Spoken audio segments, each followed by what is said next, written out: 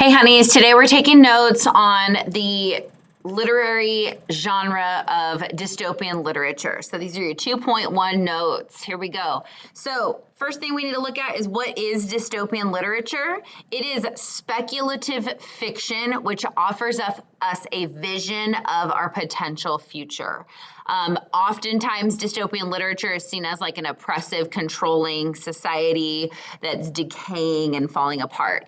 The dystopian literature offers an exaggeration of current social fears, anxieties, things like that. The author is exploiting those and exaggerating those, kind of giving us a warning of the future, which is that speculative fiction or like speculating what could happen.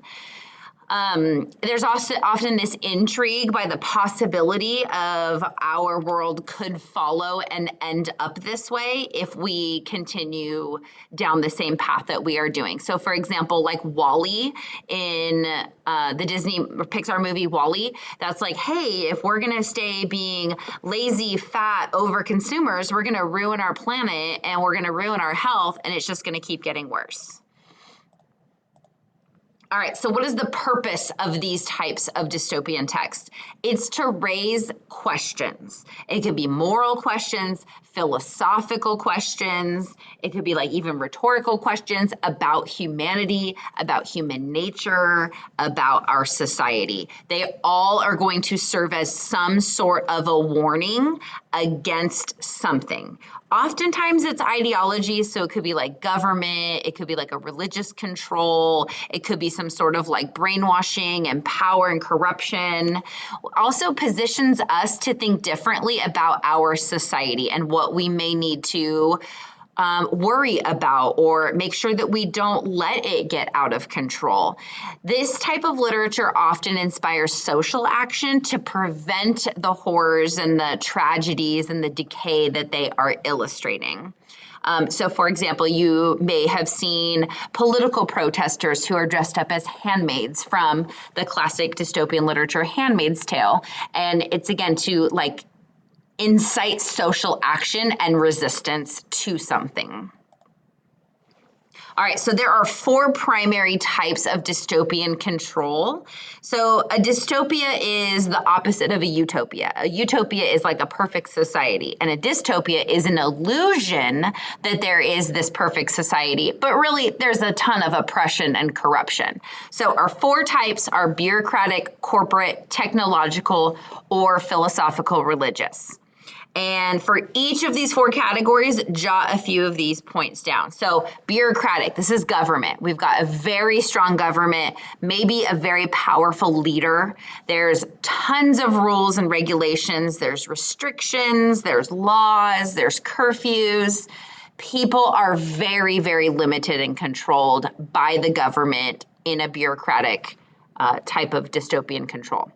Then we've got corporate. So think corporation. This is like business. This is where one or more large corporations control through products, through advertising, through media, through propaganda. And often the citizens have to use those products almost kind of like oh my gosh, I'm blanking on the word right now. Anyways, kind of like China or Russia, where, you know, everything is like government created and sponsored, and that's the only product that they are going to have. Now, just because a dystopian has one of these controls doesn't mean that it can have multiple. So in 1984, for example, you're going to see there's bureaucratic control, but also corporate control. The corporate is controlled by the bureaucracy. So sometimes they can be blended together. There's also going to be technological control. So this is like science, robots, androids. There's surveillance, constant surveillance. So like cameras that both project and also observe and watch you. So televisions like in Fahrenheit 451 that are in the home and they're promoting propaganda, but also watching the citizens. The last is going to be philosophical or religious. So these are like ideologies that are very strictly enforced and cannot be broken. We kind of think of this as like cult-ish or brainwashing. It could be religion, it could be political, and it's basically a justification for the oppressive society, that it is going to be better for society than if every individual gets to think and act and do however they want. All right, our dystopian protagonist. So this is our next big section that I want you to take notes on.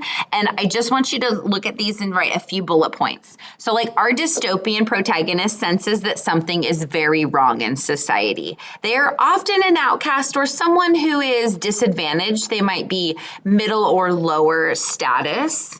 They usually feel trapped. They might be restricted or negatively impacted by the rules. And they're inspired by a mentor. So they see someone acting or they get partnered up with someone and it motivates them. And it makes them also question and realize that something is wrong in this society. So this bottom one and this top one kind of go together. Next, our protagonist shows some sort of courage. They have to be put in danger. Like if we look at Katniss Everdeen, she volunteers to take her sister's place in the games. And then she constantly is showing courage when she's put into the games. The protagonist's primary goal is to escape or to destroy the system and society. It's either or. And then the protagonist is the one that helps us recognize that this is a dystopia, that this is an oppressive, bad society. All right, now we have archetypes. Archetypes are a common reoccurring character throughout literature. So we have things like the dystopian hero, typically our protagonist who is questioning or wanting out of society. Another archetype in literature is a scapegoat or an outsider. These are the people that are seen as what's the problem with society. They are blamed. They might be the enemy. They might be seen as lesser and causing the problems. Then we have a mentor. A mentor is typically a character in literature who is a guide or an inspiration, usually to our hero, usually leading some sort of like conflict or rebellion. Sometimes in our dystopian, though, our mentor might appear to be good and productive, but we might not be able to trust them. In a dystopian, we kind of want to question everything. All right, so our villain or our anti-hero. This is going to be opposite anti-hero.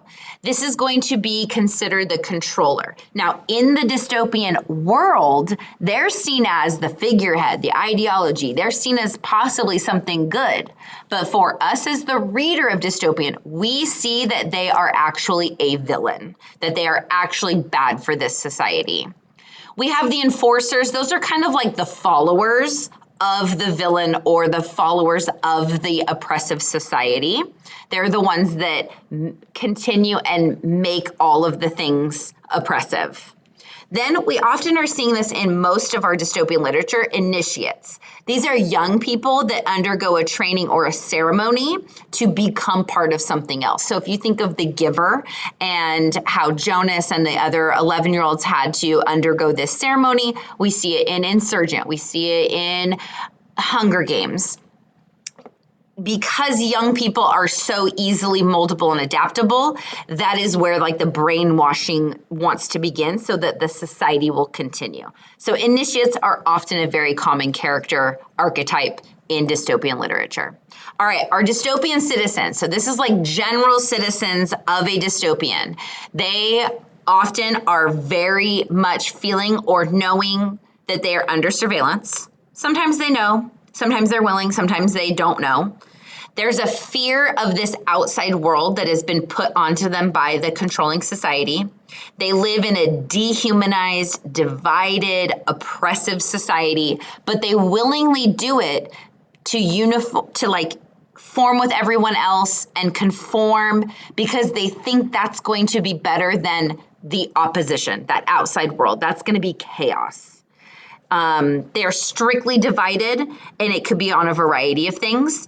But the reason they're divided is so that they don't have power in numbers and they can't rebel and rise up against the controlling powers. And they kind of feel powerless because they are divided. All right, our dystopian settings. Basically, it's typically going to be seen as deteriorated, grim, dirty, overpopulated. Like if you think of the movie Ready Player One, how we're all living in like these stacks of RVs. There's typically going to be a lot of technology. It could also be the opposite. It could be very apocalyptic, where like it's post-war or a nuclear bomb has gone off and everything is utter destruction and falling apart and we're trying to somehow survive. But it could also be high advanced technology, like in Ready Player One, where tech is everywhere and it's a way to control the people.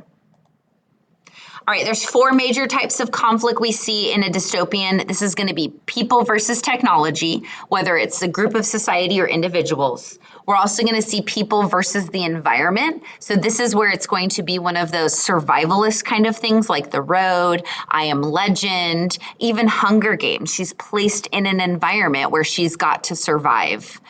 We got person versus the government. So this is where the individuals are fighting against an oppressive government system. And then we also have persons versus unknown. So this could be where like the enemy is unknown. It might be an enemy that we are very worried about, but that never actually shows up. So for example, Ender's Game is very much this person versus the unknown. We've got these buggers, these aliens from another society, but we never really see or interact with them, but we know that they are going to be this potential threat. 1984, we've got the threat of these other countries, even though we never really interact with them either. All right, other social characteristics. Propaganda is huge. It's used to control people. Sometimes information is restricted or limited. So for example, in Fahrenheit 451, when books are burned so that people cannot become more intelligent, government only wants to give them what they want to know. There's typically a figurehead. So this is like one person in charge, or it could be seen as like an organization. Think of it almost like we would think of it as a cult. They don't see it as a cult because they're brainwashed. And then also there's this forced segregation or division. And there's people that are like the haves, and most of society is the have-nots. And basically the whole dystopian society is an illusion. Oh, it's perfect because if we didn't have all this, we would be in total chaos and destruction. So it's like they're giving up their freedom in order to have this illusion that it's going well. All right, we've got a couple big ideas. This will help us thinking about our themes. So we've got things like rebellion and oppression and politics are very common big ideas. We've got the idea of like identity and power. We've got violence. We've got freedom, especially like power versus freedom and what is the relationship between those two things.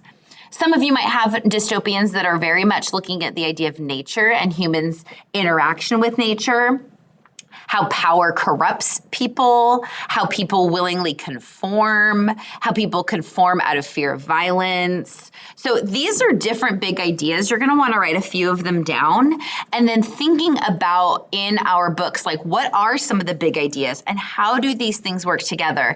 That will then help us come up with a theme statement.